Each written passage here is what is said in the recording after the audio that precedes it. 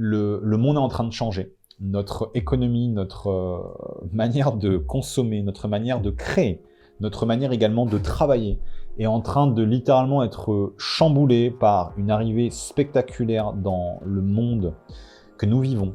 C'est l'intelligence artificielle. Et l'intelligence artificielle va rabattre toutes les cartes dans beaucoup d'aspects, j'en suis intimement convaincu. Il va falloir qu'on apprenne à vivre avec ça au quotidien. On en parlait avec l'équipe hier. Chaque individu en fait a le besoin de se poser des questions sur comment son métier à lui-même en fait va évoluer. On pensait beaucoup que vraiment cette intelligence artificielle, ces robots allaient remplacer les humains, vous savez, qui faisaient des métiers un petit peu plus basiques, on va dire, sans aucun vrai diplôme ou ce genre de choses, qui seraient caissières, vendeurs, Carrefour, etc. Ou alors même de restaurateurs et ce genre de trucs. On pensait que ce seraient ces métiers qui seraient les plus vite touchés. Alors qu'en fait, on se rend compte, avec l'arrivée d'un truc qui vient de sortir il n'y a pas longtemps, que c'est potentiellement les autres métiers plus intellectuels, entre guillemets, et plus poussés en termes de compétences, qui seraient des métiers comme marketeur, comme copywriter, et comme tous ces métiers-là qui risquent d'être grandement impactés. Et c'est un truc qu'on a vu avec l'arrivée donc de ChatGPT, qui a été ouvert publiquement en novembre, si je dis pas de bêtises, c'était en novembre 2022. En fait, quand on parle de ce que tu parlais des différents métiers qui vont être remplacés et que en fait ceux qui sont physiques, donc c'est-à-dire qui impliquent directement la mobilité du corps, en fait c'est les plus durs et ce seront les derniers à remplacer. Parce que je sais pas si vous vous souvenez de ça, vous avez peut-être déjà entendu parler de ça, c'est les robots de Boston Dynamics. Et en fait quand on voit ça, on se dit c'est génial, c'est super, etc. Donc il est en train de faire du parcours. À un moment, il va même faire un petit salto. Mais en fait, on se rend pas compte que ça, pour faire tourner ça, c'est un coût en électricité qui est monstrueux. C'est des pièces remplies de serveurs derrière et c'est une usine à gaz en fait. Et ça coûte beaucoup plus cher. Ouais, c'est une puissance de calcul qui est impressionnante. Et en fait, même quand on parle de cette puissance de calcul, c'est pas que quand on essaye de la reproduire chez les robots. C'est que nous aussi, en fait, dans notre cerveau, c'est une puissance de calcul incroyable. Donc tout ce qui est bouger notre corps, c'est ce qui nous consomme le plus d'énergie en fait dans le corps. Donc vous imaginez bien que c'est pas le premier truc qu'on va pouvoir remplacer tout de suite. Et aussi parce que, comme je disais hier avec l'équipe, il y a l'aspect où un robot dans la rue, en fait, qui va faire caissière à Carrefour ou caissier, le truc, il peut bugger, il peut tuer quelqu'un, le robot. C'est plus facile, en fait, à ce qu'il tue quelqu'un. Alors qu'une intelligence artificielle avec laquelle vous allez interagir pour créer des contenus sur Internet, des contenus textuels, ce genre de trucs, et on va montrer des exemples un peu plus tard, peut plus difficilement tuer des gens, en fait. Donc l'aspect juridique de la chose, je pense que ça va mettre un peu plus de temps à arriver. Sur les robots dans la rue, un petit peu, là, en 2030, 40, je pense qu'on aura peut-être un petit peu, mais ça va arriver avec beaucoup plus de temps que ce qu'on peut voir déjà arriver avec l'intelligence artificielle sur les vidéos de deepfake, les contenus 100% créés par des IA qui vous parlent et qui réagissent avec vous. Il y a des trucs complètement dingues, quoi. Donc tu peux mettre la vidéo et on peut regarder ça. Là, la personne que vous êtes en train de regarder actuellement, donc je lance la vidéo, elle est en train de vous parler, et vous voyez que cette personne-là est en train de regarder la caméra. Eh bien, dans la vraie vie, quand elle est en train de parler, elle n'est pas en train de regarder la caméra. Donc c'est ce qu'on voit à gauche là en fait. Elle est en train de lire un prompteur, elle ne regarde pas la caméra. Et à droite, c'est une image qui est générée par le logiciel. Donc ça veut dire qu'en fait, elle est sur Zoom en meeting avec d'autres personnes, etc. Et pendant qu'elle est en train de lire son prompteur, eh bien il y a une intelligence artificielle couplée avec de la réalité augmentée qui change en fait la position de son visage pour qu'elle reste connectée. En fait, qu'elle ait toujours un regard visuel connecté avec son audience. Donc ça, c'est vraiment la chose qui est impressionnante. Je vais vous montrer une autre vidéo. L'image de la personne, elle était effectivement partiellement générée. Et on entre dans un monde où on peut générer des images, générer également de la vidéo et même générer du son. Parce que ce qu'on n'a pas vu aussi avant, je crois que c'est que sur la vidéo d'NVIDIA, on peut changer la langue qui est parlée par la personne, si je ne me trompe pas.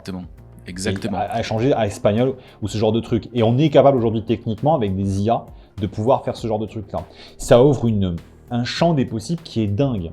Le truc qu'a fait MrBeast avec sa vidéo qui va être remise dans plusieurs langues différentes, bientôt c'est une IA qui va le faire automatiquement de manière générés avec des logiciels, bien sûr, mais qui vont le faire et qui vont créer ces contenus pour vous. Et en fait, on va même être capable, et on l'est aujourd'hui en fin de compte, de créer des vidéos qui vont être scriptées 100% par des IA, mais qui vont être aussi générées en termes d'édition, en termes de visuel par des intelligences artificielles. Là, on a vraiment le mouvement qui est un peu qui est plus visible. Donc en bas, vous avez la personne qui est réellement en train de regarder à côté, et en haut, vous avez l'image qui est générée par le logiciel. Donc je vous mets play, c'est en anglais, mais vous allez voir, c'est très visuel. On va pouvoir comprendre très facilement. I'm not looking at the camera here. So what's going on here? What this is a program from NVIDIA called Maxine, and it combines AI and augmented reality for video communications. Et vous voyez, là on voit bien, hein. Donc en bas, il regarde pas du tout l'écran, il regarde pas du tout la caméra, et en haut, c'est l'image qui est générée. Et ça, je trouve ça vraiment impressionnant. Pour moi, ça montre bien en fait justement quelles vont être les possibilités, comment ça va augmenter en fait tout simplement tout ce qu'on va pouvoir faire en fait dans un futur très proche. Et ça, c'est vraiment dingue. On peut parler des différents outils qui existent. Après, on peut vous expliquer un petit peu comment on peut les utiliser pour vraiment avoir des trucs de dingue dans son business. Donc aujourd'hui, dans l'avancée technologique dans laquelle on est, il y a vraiment pas mal d'outils qui nous permettent d'augmenter nos capacités sur certains domaines. Il y a des outils qui sont prévus pour ça, et vraiment dans beaucoup de domaines qui peuvent toucher directement le marketing. Aujourd'hui, vous avez un outil comme Jasper, par exemple, qui permet en fait de faire de la création de contenu via une intelligence artificielle. Donc ce que ça veut dire, c'est que quand vous allez sur le site, vous avez une interface un peu comme ça, et vous allez vous allez donner de l'information en fait à cette intelligence artificielle là. Vous allez rentrer votre domaine, vous allez rentrer ce que vous voulez en fait faire avec cet outil-là. Donc est-ce que c'est écrire un mail, est-ce que c'est écrire un script de vidéo, est-ce que c'est écrire un article de blog. Vous allez donner des éléments comme ça, et en fait ça va tout simplement générer des textes que vous allez pouvoir modifier, que vous allez pouvoir réajuster un petit peu, parce que c'est pas toujours parfait, c'est un petit peu ses limites aujourd'hui. Mais vous allez avoir littéralement un outil qui va vous rédiger des articles, ou rédiger des emails marketing, ou rédiger des contenus marketing. Et ça, c'est vraiment impressionnant. Ensuite, il y a un autre outil, par exemple, qui s'appelle Caption. Caption, c'est un outil d'abord qui est sur téléphone et qui permet en fait de générer des textes, donc des textes directement sur une vidéo. Généralement des vidéos courtes type TikTok, YouTube Short, etc. Vous allez pouvoir écrire des textes directement. Mais plutôt que d'avoir un logiciel de montage sur lequel vous allez avoir tout à rentrer à la main, etc. En fait, l'intelligence artificielle va tout simplement animer le texte, donc elle va retranscrire le texte, elle va faire des animations dessus, et en fait, ça va vous proposer tout simplement d'avoir une description générée par rapport au texte qu'elle a repéré, un titre et des hashtags. Donc ça, c'est vraiment impressionnant ce qu'on peut faire avec ça. Là, c'est quelque chose que j'ai généré avec Caption. Et en fait, il y a le texte qui est généré automatiquement. Mais donc moi, j'ai juste eu à faire ma vidéo, à parler devant le micro, etc. Et puis en fait, le texte a été généré directement. Quand je vais plus loin, j'ai la description qui a été faite directement. Mais ce que je peux faire, parce que par rapport au texte que je viens de voir, lui, il apprend en fait Caption. Donc maintenant, ce qu'il permet de faire, c'est de générer du texte directement, un peu comme pourrait le faire Jasper. Donc je vais lui donner 2-3 points d'entrée, et par rapport à ces points d'entrée là, il va me générer un texte, un script de vidéo que je vais pouvoir enregistrer après avec ma caméra. Donc ça, c'est vraiment des avancées qui sont assez impressionnantes. Il y a un autre outil qui vraiment fait du bruit en ce moment, vous avez peut-être entendu parler, c'est ChatGPT. Donc ça, c'est un petit peu la révolution, parce que forcément ça a beaucoup de visibilité, parce que c'est conduit par une boîte qui s'appelle OpenAI. Et forcément OpenAI, derrière, hein, il y a aussi Elon Musk, hein, qui a une grande partie de cette boîte là. Et en fait, c'est une espèce de gros Google avec de l'intelligence artificielle. Donc vous allez pouvoir demander avoir des requêtes qu'on appelle des prompts. En fait, justement, c'est pas forcément des requêtes comme sur Google, c'est des prompts, donc c'est des questions qu'on va poser, et en fait on va pouvoir discuter avec cette intelligence artificielle là. Dans l'utilisation, elle peut être autant sur la création de contenu pur, de la recherche, classer des informations. Ça va être aussi Je sais pas, je pourrais lui demander de m'écrire des bouts de code par exemple. Donc là, je vous donne un exemple de ce qui s'est passé là, cet après-midi quand j'ai voulu tester ce logiciel-là. J'ai mon père qui est professeur de maths. Et en fait, il me demande justement est-ce que je pourrais me servir de ça dans mon métier. J'ai demandé à ChatGPT de m'écrire un programme en Python, donc c'est un langage de programmation, qui illustre une suite numérique. Et donc, là, tu as le ChatGPT qui m'a sorti ça, donc qui m'a sorti en fait un code.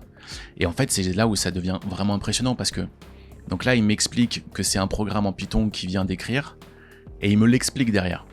Il me donne pas juste l'information, hein. Il me dit la suite de Fibonacci, elle est définie par les termes suivants. Le premier terme est 0, le deuxième terme est 1, et donc il est en train de m'expliquer en fait ce qu'il vient de coder en Python. Et donc là, moi, je lui dis, ok, c'est super, mais est-ce que ça, tu peux me le mettre pareil en code Python, mais tu m'en fais un petit jeu? Et donc là, il m'a écrit, bah voici un exemple du jeu basé sur le code que je vous ai donné précédemment, qui permet de deviner le prochain terme de la suite de Fibonacci. Et donc là, il m'a littéralement donné un code qu'il a classé avec des petites notes, donc c'est-à-dire qu'il explique tout son code. Et ce code-là, en fait, je peux le prendre et aller l'exécuter quelque part, et en fait, je vais avoir mon jeu. Donc, je ne sais pas si vous vous rendez compte des possibilités qu'on peut avoir avec ChatGPT, parce que ça, c'est sur le développement, ça peut être aussi sur le marketing. Sur le marketing, je vais lui demander là, par exemple, imaginons que je fasse du contenu sur la méditation, et ben, je vais lui demander, en fait, de m'écrire, par exemple, propose-moi la structure d'un article complet sur la méditation. Quand je vais lui demander ça, donc vous voyez, il réfléchit, et puis là, il commence à m'écrire, en fait, une structure d'article. Donc là, j'ai mon introduction. Il est en train de me dire, voilà la petite définition de la méditation. Après, j'ai un aperçu des bienfaits de la méditation sur le corps, la présentation de l'objectif de l'article. Et je commence le développement. Je sais pas si vous vous rendez compte, mais là, je suis en train d'écrire un article en vous parlant, en faisant un live. C'est ça, je pense, la puissance, en fait, du... C'est déconcertant, et ce qui est déconcertant dans cette histoire-là, c'est que la théorie, c'est que c'est de l'intelligence artificielle, donc ça crée des contenus qui sont potentiellement uniques, et ça va être de mieux en mieux en termes de création, en termes de contenu, en termes de ce qui peut sortir. Surtout quand tu commences à plugger ça avec des bases de données importantes, sur de la publicité, sur ce genre de trucs. Il y a des utilisations qui sont juste phénoménales. On aura l'occasion d'en reparler. J'ai des bonnes idées sur ça que peut-être partager Elon Musk. Hein, je lui enverrai un tweet, un de ces quatre, pour qu'il y pense et qu'il nous balance ça également sur Wolfeo. Ça pourrait être sympa. Mais il y a des applications qui sont juste dingues au niveau du marketing. Là, tu viens de le faire. Effectivement, il y a des trucs sur des tests, mais je vais donner des trucs un peu plus concrets encore. Comme ça, vous allez voir à quel point c'est dingue sur ChatGPT. ChatGPT, le gros truc qui a vraiment fait l'engouement de ce système-là, c'est pas le fait qu'on ait une intelligence artificielle, c'est déjà qu'elle soit open source et en accès libre, et surtout qu'il y ait une interface avec laquelle on peut interagir avec elle. Parce qu'en fait, tous ces principes d'intelligence, machin, d'algorithme, ça existe depuis des années en fait. Il faut le savoir, ça existe depuis très très longtemps. Mais par contre, l'interface qui permet de discuter avec l'intelligence et qu'elle nous comprenne et qu'elle nous renvoie une information algorithmique, de l'autre côté, ce truc-là, en fait, ça n'existait pas jusqu'à pas longtemps. Et on l'a sorti littéralement en 2022. Encore une fois, il va falloir sortir un petit peu des sentiers battus et se poser la question comment l'utiliser pour évoluer avec. Surtout, ne faites pas l'erreur de vous dire que l'intelligence artificielle est arrivée, je vais perdre mon métier, il faut qu'on fasse une pétition pour empêcher ce truc-là. Vous n'arrêterez pas l'évolution technologique. Vous mettez le doigt dans l'œil si jamais c'est le cas. Et vous allez terminer fauché sans aucune thune. Donc, posez-vous vraiment la question à comment vous pouvez évoluer avec et comment vous allez pouvoir vous en servir pour gagner du temps, être plus productif, être plus efficace et rester compétitif dans le monde du marché du travail aujourd'hui et avoir quelque chose qui continue à se développer. Et pour ça, il y a plein d'idées, plein de manières de le faire. Alors, en tout cas, moi, j'en découvre de plus en plus aujourd'hui. Il y a des trucs tout con, un truc qu'on fait régulièrement en marketing, qui vont être des promesses. Alors, bien évidemment, on peut lui parler en anglais. Nous, on lui parle beaucoup en anglais, mais vous pouvez aussi lui parler en français apparemment. Donc, écris-moi 3 promesses marketing pour vendre ma formation vegan en 30 jours. Ma formation pour devenir vegan en 30 jours. Transformer votre corps et votre vie en 30 jours grâce à notre programme de transition vers le mode de vie vegan. Je suis désolé, mais c'est plutôt pas mal comme promesse. C'est plutôt bien foutu. Découvrez comment manger de manière plus saine tout en continuant à vous régaler avec notre large éventail de recettes véganes savoureuses.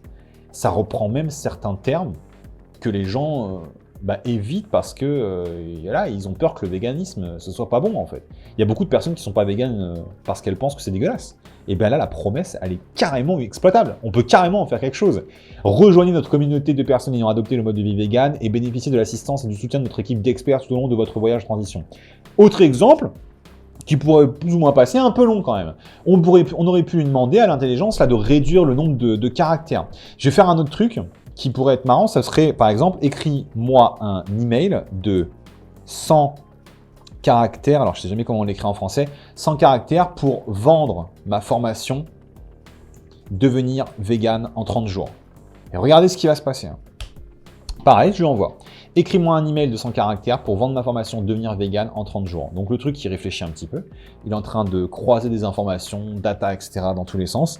Et il va me sortir en théorie mon petit email de 100 caractères.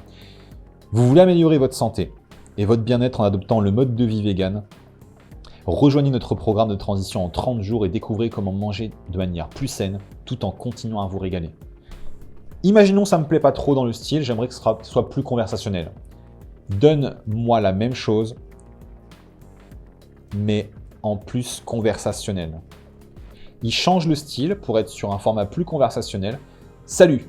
Si tu veux améliorer ta santé et ton bien-être en adoptant le mode de vie vegan, alors notre programme de transition en 30 jours est fait pour toi. Nous avons une large sélection de recettes véganes savoureuses pour te montrer comment manger de manière plus saine tout en continuant à te régaler. Et tu ne seras pas seul dans ton voyage, notre communauté de personnes, blablabla, blablabla. Et donc du coup, vous avez un truc qui répond à vos attentes, qui répond aussi potentiellement à ce que votre client veut. Et sincèrement, je connais des personnes qui suivent des contenus, qui suivent même des formations qui sont moins bonnes que l'intelligence artificielle qui sort maintenant. C'est déjà disponible entre vos mains, vous pouvez interagir avec et elle peut vous sortir des promesses et en tout cas vous inspirer. C'est déconcertant. C'est un gain de temps considérable et ça devient hyper puissant et hyper fiable.